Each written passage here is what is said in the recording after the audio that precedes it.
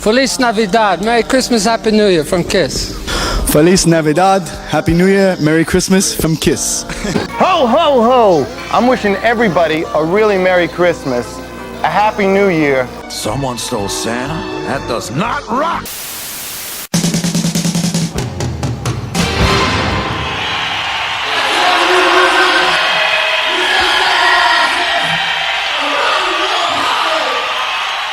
What's going on, vinyl community? Welcome to another episode of 25 Days of KISSmas, where every day leading up to KISSmas, I will be reviewing and discussing every Kiss studio album plus more. For the 22nd episode, I will be reviewing the Psycho Circus album from 1998. After the success of the reunion tour, there was certainly some interest to see what the original four could work up in the studio for the first time since the 70s. Now, depending on which source you hear, either producer Bruce Fairbairn preferred to use outside musicians to play on the record, Ace and Peter were paid to not play on it, or their unwillingness to show up due to financial renegotiations. Somewhere in the middle is the truth, and at the end of the day, Psycho Circus, which was marketed as being the reunion album, turned out to be anything but that. So let's dig into the album. Side 1, Track 1, Psycho Circus. The song starts with the sound effects of a circus, which is kind of reminiscent of the beginning of the Beatles' Sgt. Pepper album, but with a more darker twist. The intro was actually lifted from the demo of a Gene song ironically called Carnival of Souls, which later appeared on his solo album Asshole. The song itself was written by Paul and Kurt Cuomo, with Paul's aim at writing something that matched the bombast of a song such as King of the Nighttime World, and upon the song's conception, it was merely written as an opening track in mind for the album. To add to the ghost characters that appear on this record, Bruce Kulick plays bass and Tommy Thayer plays lead guitar on this track. The song was released as the first single from the album and would become a #1 hit in the Billboard mainstream rock tracks and would become a concert staple. The accompanying music video for the song has the band performing on a green screen with some crazy graphics going on. Track 2, Within. This track by Gene is indeed a leftover from the Carnival of Souls sessions. Bruce Kulick plays the backward guitar part that originally appeared on the demo and was lifted to be featured on the album version. The overall tone of this track is rather dark, with lyrics that delve into concepts about flying without wings and feeling without touch. It's certainly suitable for the Demon and was performed during the Psycho Circus tour. Track 3, I Pledge Allegiance to the State of Rock and Roll. This song is the product of Paul, Kurt Cuomo, and Holly Knight. While Kurt provided the melody and the bridge of the song, Paul finished it off and sent it to Holly for some further polishing. Bruce Kulick also plays bass on this track, and this is certainly one of the highlights on the album, and it's a patriotic slice of rock and roll that the band thought highly enough to revive for the setlist during their Rock the Nation tour in 2004. Track 4, Into the Void. Here we also have Ace's sole compositional contribution to the album that was written by him along with Carl Cochran. Despite the two co-writing credits, Gene and Paul were involved to small degrees, with Gene suggesting the song's title and lyrical tone to be changed to a more space theme from its original iteration, which was called Shaken Sharpshooter, and Paul rearranging the song a bit. Despite the reunion album label this album got at the time of its release, this song stands out as a true reunion track, as it is the only song on the album that has all 4 original members playing on it. The song would become the Spaceman's signature song when it was performed during the Psycho Circus tour. Track 5, We Are One. This track by Gene lyrically conveys the connection between the band and its fans. It's an uplifting, feel-good kind of tune that showcases the more melodic side of Gene that's out of his demon character and has become a fan favorite. While Gene plays the acoustic guitars on this track, Tommy Thayer also plays bass and other guitars on the track as well. The song was released as a single from the album, but unfortunately failed to chart. Now we're going to flip the album over to Side 2, Track 6, You Wanted the Best.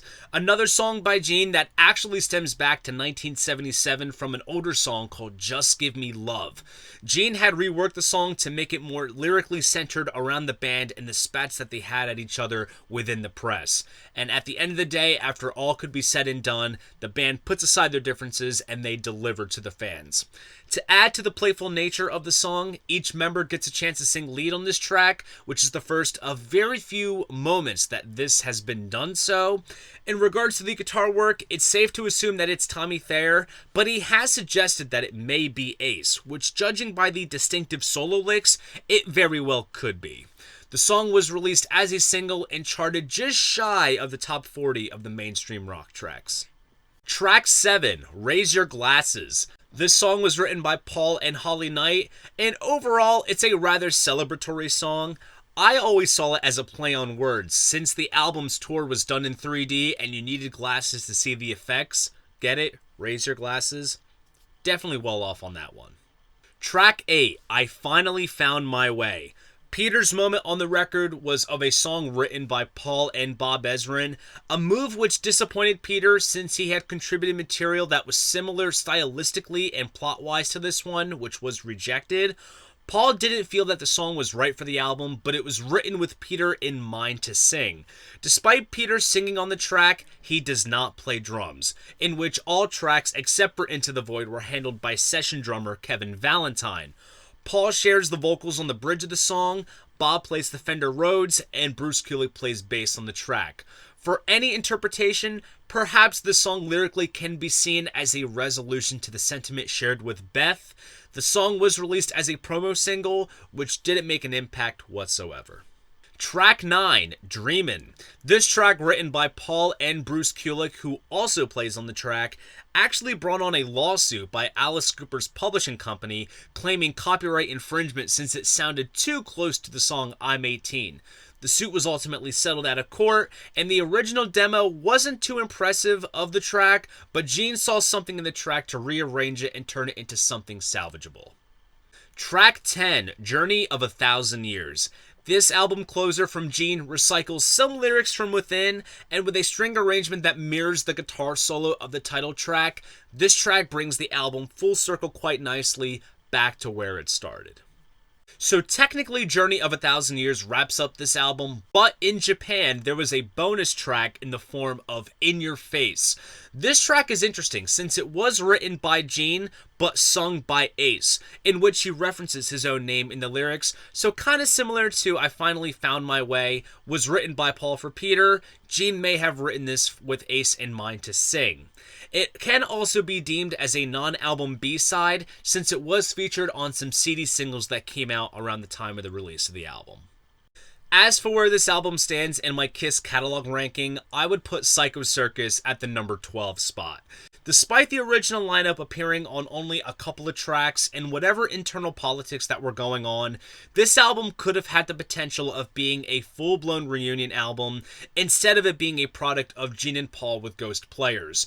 In retrospect, some of the fault lies in producer Bruce Fairbairn and Paul's dissatisfaction with the experience.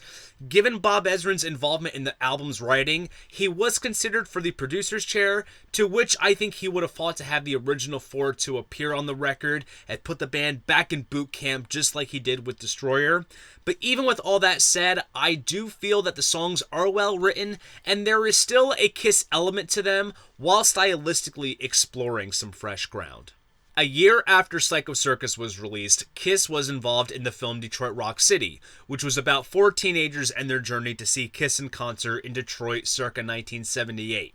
New material was suggested to be written for the film, but it only resulted in one song, Nothing Can Keep Me From You. This song was penned by Diane Warren and only appears in the film's closing credits. In all honesty, this power ballad bears no relation to the film's central theme, and it seems like KISS was fishing for a hit similar to how Aerosmith got one with I Don't Want to Miss a Thing, which was featured in the film Armageddon, which was also coincidentally written by Warren, and with no music video to accompany it, it did absolutely nothing as a single.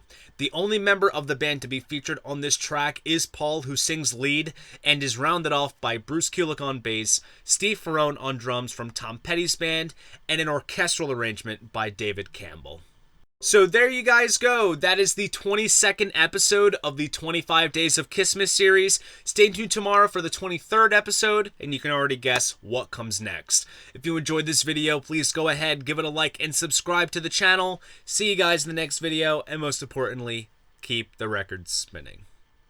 Tops glisten and children listen to hear sleigh bells in the snow.